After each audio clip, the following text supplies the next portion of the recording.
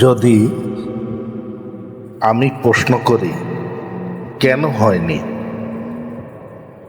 আমি বলবো বা হয়তোবা তুমিও বলবে ওদের ভাগ্যে নাই। অনেকে আবার ভাগ্য বিশ্বাস করে না, কিন্তু ভাগ্য বিশ্বাস করতে হবে, অবশ্যই করতে হবে। আর ভাগ্য বিশ্বাস করতে হলে ধর্মকে বিশ্বাস করতে হবে, কারণ ধর্ম প্রতিটি মানুষের আস্থার স্থান। সব যখন শেষ, জীবনে অন্তিমতার হাতছানি, তখন ধর্ম তাকে সমাধান দিতে পারে। আর তাতে যদি ব্যবহারিক সমাধান না হয়, তবুও সান্ত্বনার একটি স্থান অবশ্যই তৈরি করে ধর্ম। অনেকে যারা ধর্ম বা সৃষ্টিকর্তা মানতে চায় না,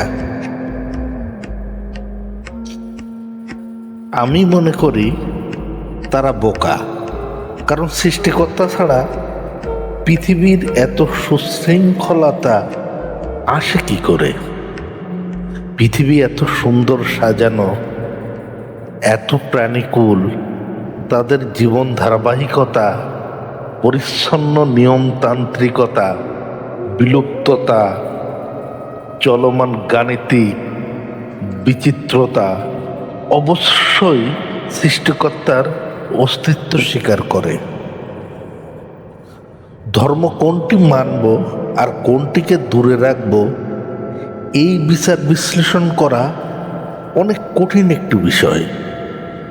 তবে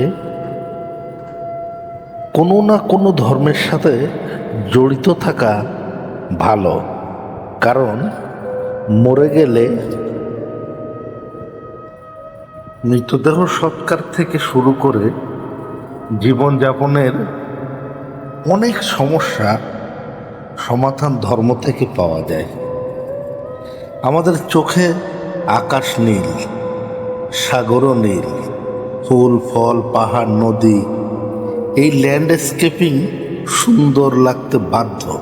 এটা ছাড়া আমরা আর দেখেছিই বাকি অন্য কোনো গ্যালাক্সি বা পৃথিবী সাদৃশ্য কোনো স্থান যেখানে অন্য কোনো রকম ল্যান্ডস্কেপিং করা দেখতে যদি আমরা পেতাম, তাহলে ওখানকার সৌন্দর্যের সাথে এখানকার পার্থক্যটা তুলনা করতে পারতাম। আমার দাদার বাবারা বা তার বাবারা যেসব খাদ্য গ্রহণ করেছে, যে জিনিস দেখেছে, আমরা হয়তোবা সবগুলো দেখতে পাচ্ছি না, বা আরো নতুন কিছু দেখছি। দিল্লির সম্রাটগণ তাদের আলিশান বাড়িগুলিতে অনেক বড় বড় ঘর বানাতো, আর বাতাস প্রবেশের জন্য জানালার পরিমাণ অনেক বেশি রাখত, তাতে তারা সুখী ছিল। আর এখন আমরা রুমের সাইজ করি ছোট, আর নামে মাত্র জানলা, কারণ এসি ব্যবহার করা। আর ওই এসি ব্যবহার করি বলেই বাইরের বাতাস না আসলেও চলে। আসলে পৃথিবী তার সকল প্রাণী, গাছপালা, নদী নালা, সাগর পাহাড় সব কিছুর সহ্য ক্ষমতা, মানিয়ে নেওয়া এবং তাৎক্ষণিক পরিবেশের সাথে খাপ খাওয়ানো ক্ষমতা অনেক বেশি। কোন দেশের মানুষ গরুর মাংস খাচ্ছে, আর কেউ সাপ, বিচ্ছু, কীট পতঙ্গও খাচ্ছে। মানুষের পেটের কার্যক্ষমতাও পৃথিবীর মতো সহজে মানিয়ে নিতে পারে। সেই আদি প্রজন্ম থেকে শুরু করে বর্তমান পর্যন্ত পৃথিবীর অভ্যন্তরীণ বাহ্যিক অনেক শক্তির ক্ষুদ্রাংশকে ব্যবহার করে পৃথিবী বা তার আশেপাশে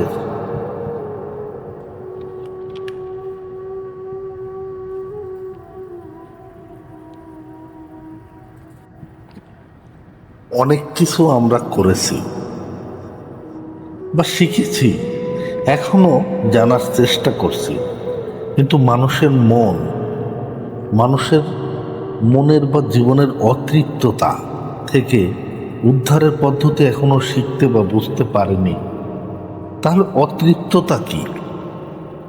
কিছু কিছু মানুষ অনেকগুলি, অর্থাৎ মনস্তাত্ত্বিক, শারীরিক, অর্থনৈতিক, পারিবারিক সমস্যা নিয়ে জীবনযাপন করে। এক পর্যায়ে হয় জীবনকে শেষ করে দেয়, নতুবা ধুকে ধুকে বা সৃষ্টিকর্তার উপর অভিমান করে দিন অতিবাহিত করে।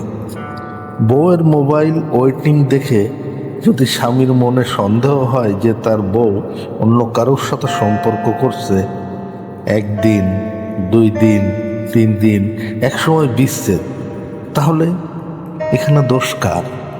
আমার মতে এখন অতৃপ্ততা দোষী। স্বামী বা স্ত্রী যে কেউ একজনের অনুপস্থিতিতে যদি অন্য কারোর সাথে দৈহিক বা মানসিক সম্পর্ক গড়ে তোলে, তাহলে বুঝে নিতে হবে উভয়ের সম্পর্ক ভালোবাসার মধ্যে বিশাল অতৃপ্ততা, যার কারণে ভালোবাসা শূন্যস্থানে অবস্থানরত। সমাজে দিন কি দিন তালাক, বিবাহ বহির্ভূত সম্পর্ক মহামারীর আকার ধারণ করেছে।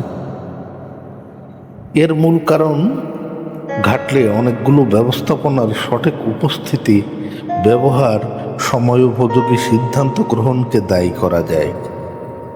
অনেকদিন যাবৎ এ উপমহাদেশে তথা বাংলাদেশে বিশ্ব প্রতিষ্ঠিত কয়েকটি ধর্ম মানুষের জীবন ব্যবস্থার সাথে জড়িয়ে আছে, কিন্তু ধর্মের ব্যবস্থাপনার সঠিক ব্যবহার, অন্তর্মিল, অভ্যন্তরীণ পরস্পর বিরোধিতা, অতৃপ্ততাকে দমাতে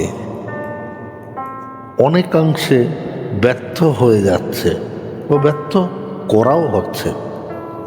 ধর্মের বয়স অনেক, আর এ কারণে মনে হয় আলোচনা বা সমালোচনা, বোধগম্যতা, ধর্মের অসীমতা, উপস্থাপনের পার্থক্যতা।